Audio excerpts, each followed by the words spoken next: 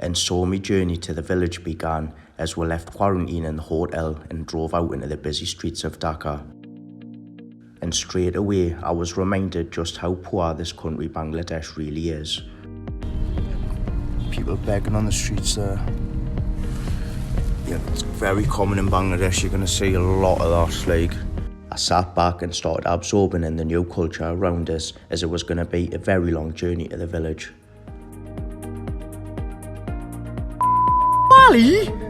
Everywhere you look, there's something going on. The police here are settling a local argument. There's a guy with the most freshest looking oranges I've ever seen. And just generally, the environment around us was completely different to what I was used to seeing in the UK.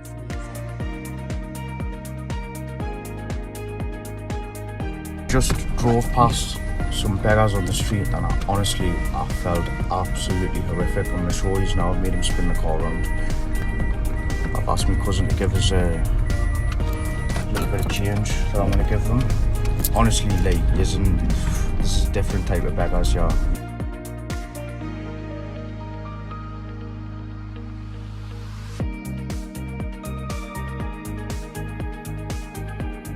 And that was the first of possibly thousands of beggars which I've came across in my journey over the last year in Bangladesh, and helped by giving them small bits of change or a little bit of money.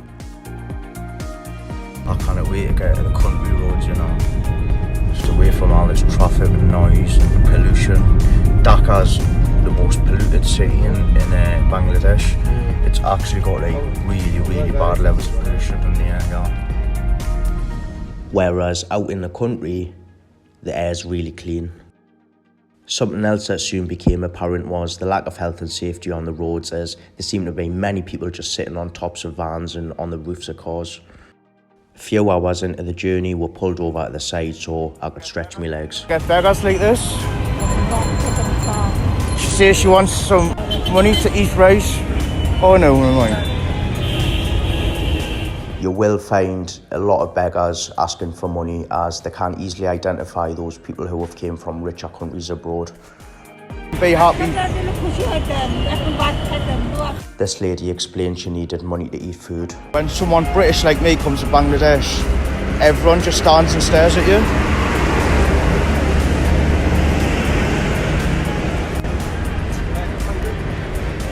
To be honest, although it was probably dangerous, it did look fun for all the guys who were sitting on top of trucks and vans. After a quick roadside stop, we hit the road again and continued with the journey to the village, as we still had a pretty long way to go. Now we were hitting the outskirts of Dhaka and leaving the capital city, as the hustle and bustle of the city started to lessen. The sun's back out now, like, it's lush and warm. So you see all of this? It's going to be like a massive new road what they're building, and they reckon it's going to be like 300 feet across. And it's the Chinese who are actually being paid to do all the work for this. All the construction work. Sometimes the road gets so dusty you can't even see where you're going. So now we're starting to get out of the main city, the capital city, Dhaka. And we're going to be heading into some countryside place. I noticed the copper on the toll booth had a big pump action shotgun on his back, which I thought was a bit unnecessary, but not everything's the same in different countries. You can tell we're well out of the city now, like, there's just rice fields, like lakes and that, all over. You're not seeing any big buildings, big 5-star hotels or anything here now. Finally, after an hour's ride on bumpy roads, we've hit proper road, tarmac road.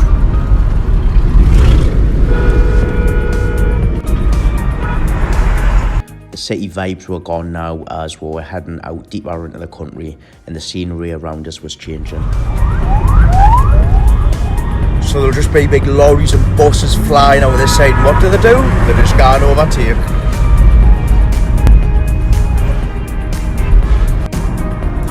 Zero given. Watching Mr. Bush. These roads are ruthless. Admit it, that guy looks like he's sitting pretty comfy there, doesn't he? Look like a nice place, yeah. A Couple more hours into the journey, we decided to take another roadside stop so we could stretch our legs again, and I decided to take a walk under this bridge along the side of this river as the scenes were pretty nice. Under the bridge we came across two village lads who were just chilling.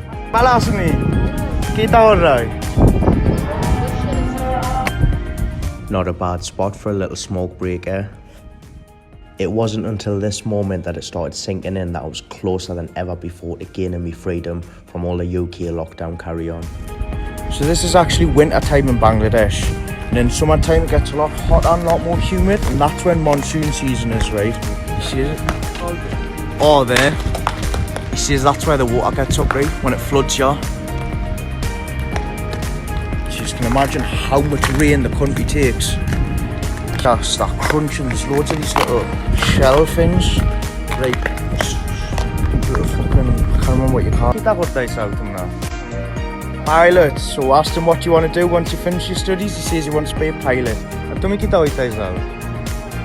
Software engineer, mashallah. Hadn't even reached the village yet, and already I was interviewing village lads to learn more about their lifestyles.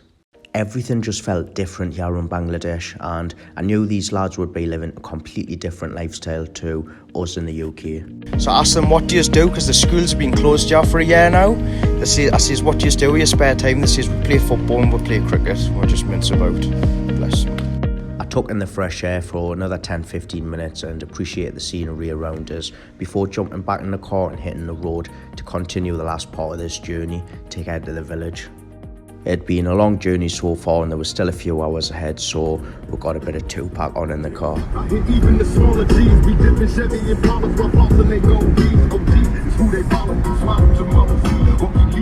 It had been a crazy month or two trying to get across to Bangladesh, having to deal with the airlines, the British government, the embassies, Bangladesh government doing quarantine, and now I was closer than ever before to reaching me freedom and being in my dad's village.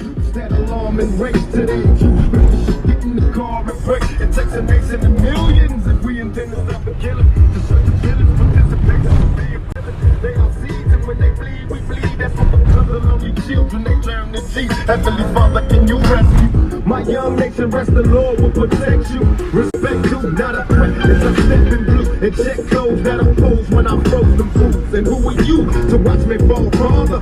I disappear real. You see this man with the crutches, he's just went off the camera there on the right side. I felt really bad for him because he had a leg missing and he was clearly begging on the streets. So when we drove past him at a busy section, I made the driver stop the car and turn around. So me and my cousin got back out and actually headed back through the busy traffic to go and find him.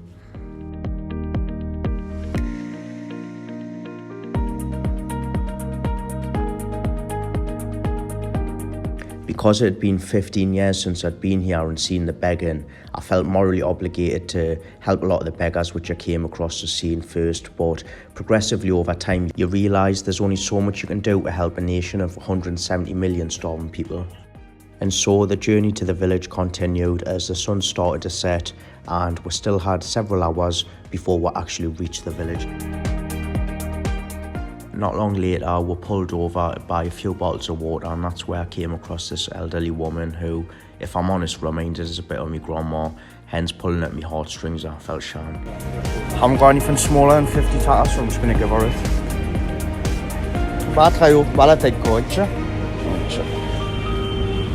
You just don't understand, it's like a complete different world. This lady here probably hasn't got a home, she's probably got any family, she's got no way of eating or out. Bless her, man. We continued heading out even further into the more rural areas of Bangladesh, and before I knew it, it had turned dark and the drivers were all overtaking each other on the roads, which was pretty scary at first, but I'm used to it now. To the best of my knowledge, there's not any rules enforced on the laws for the drivers to follow. Quick fuel stop.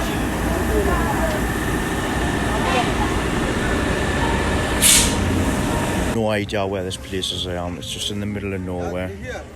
There's just these little stalls. If you go into this one, yeah, it's a fucking rave going on over here. Listen. I'm not going to have a look actually, it gets 2 cents.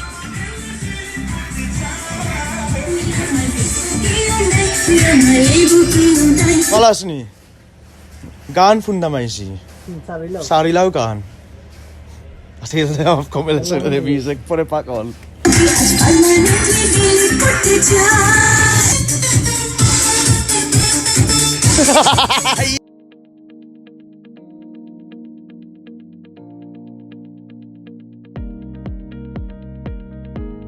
Oh, yeah, we're gone.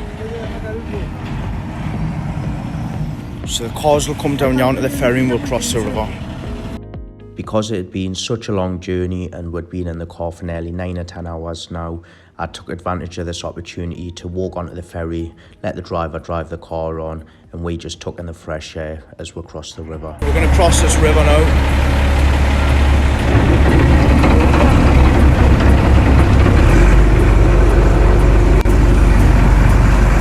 We drove up a really slippery bank on the other side before reaching this very sketchy bridge. Yeah, get me off this bridge. It's shaking. That does not sound healthy. Holy guacamole. Yep, anyway, get it. Yep, 5, 4, 3, 2, 1. We've just stopped off in the car there. We've now reached my district, Jagannathpur, and I'm going to travel to my village, Jagdishpur, which isn't far off. So we're just going to get a few bits and bobs from the shop before we're heading. Just going to have a little look around, see what I fancy. Oh, Kit Kats, dairy milk, aye aye. That's what I'm talking about. Pringles, Posty.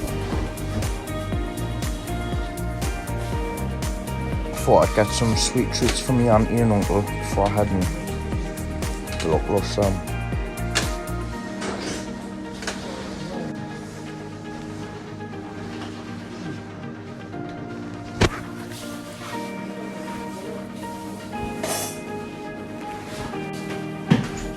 In Bangladesh, it's tradition to buy sweet treats and Indian desserts such as these ones for family members or friends when you're going round to visit someone, as it's just basically a gesture of kindness and respect. At this stage, I hadn't revealed anything about Pablo, my pet monkey, and I'd only mentioned everyone that I had an exotic pet, and I remember a lot of people asking if this was my exotic pet. I think it likes us. Oh, bless it, man. So cute, look at it.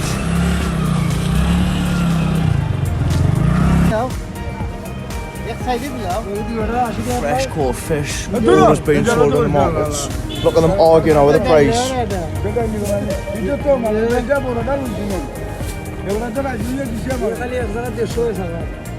Arguing over the price of fish.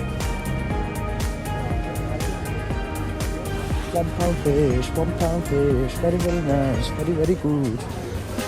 Yeah. This isn't fucking like this, no, come here then. Oh.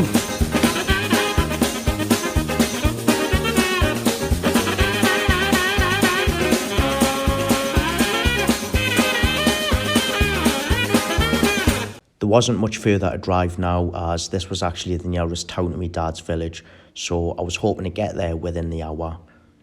I remember being very quiet before we got there. Really not far at all. It's been an absolute mission out of the world getting here. I felt a mix of emotions as we drove over the bridge that was just along the road from our compound. I had been through so much in order to leave the country and come abroad to the village where I could find my freedom, and now I was closer than ever before. I was literally minutes away from getting there. I remember telling myself that all this effort I had went to was not going to be for nothing. Do you know what? Last time I came, I got sent here by my parents to get straightened out. I didn't know what I was doing here. This time, I've never been so fucking sure of anything in my life. Just trust us. At this very moment, I knew I was only seconds away from my family compound, which meant I was seconds away from starting a new chapter in life, looking forward to achieving new goals and pushing myself to limits that I'd never reached before. And finally, after an 8,000 plus kilometre journey across the world, I'd reached the family compound where my dad had grown up. I got out the car to find me auntie and uncle along with everyone else waiting to greet us as they happily said hello and give us a hug after 15 years of not seeing them. I can't explain how lush it was to see all my cousins, nieces and nephews smiling because they were buzzing to see us. I'll never forget this moment. I felt overwhelmed with positive emotions and I felt pretty speechless. I didn't know what to say. Made it, guys.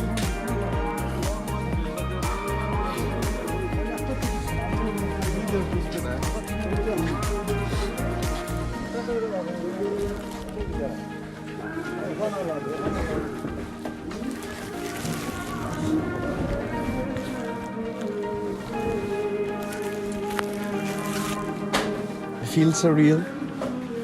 I don't even know what to say. Like, I'm actually like lost for words. I'm fucking buzzing.